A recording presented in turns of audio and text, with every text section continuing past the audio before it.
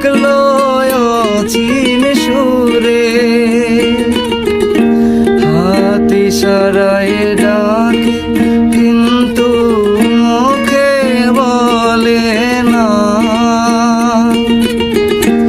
আমার কাছে আইলে বন্ধু আমারে পাইবা না, আমার ভাঙা ঘরে ভাঙা চালা ভাঙা বেড়ার ফাঁকে,